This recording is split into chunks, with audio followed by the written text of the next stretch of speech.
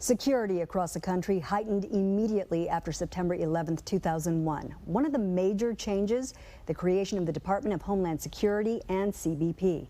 Channel 5's Monica de Anda gives us a look at the changes made to keep our international bridges safe. On a typical day, CBP's Office of Field Operations processes about 440,000 land travelers through ports of entries like this one all across the country.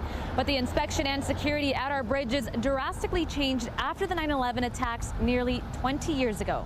September 11th is a day forever engraved in the hearts of millions. Everybody's walking around in disbelief. You're kind of going through the motions because you kept seeing it over and over again.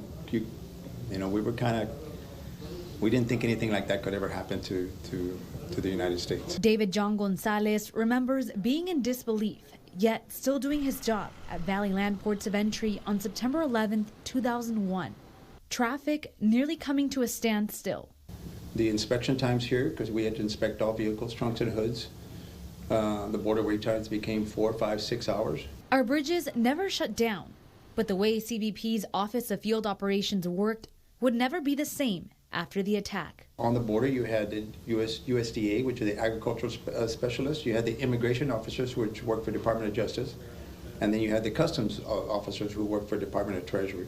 So we're all separated and we all did our own mission. We didn't really integrate with each other. After 9/11 occurred, the agency changed, by 1,000%. With the creation of DHS in 2002, 22 different agencies joined forces with one goal in mind.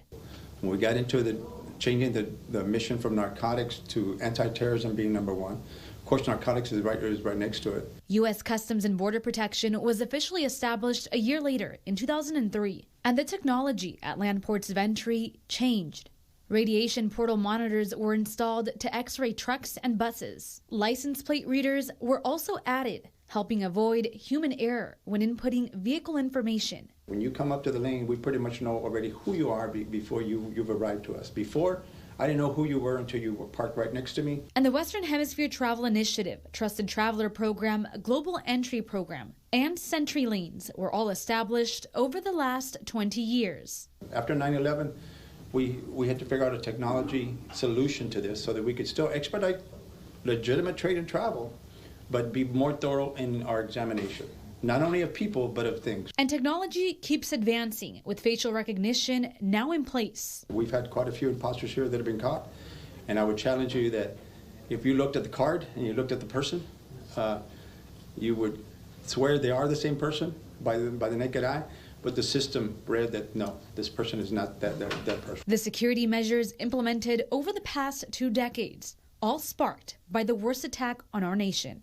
Monica de Anda, Channel 5 News.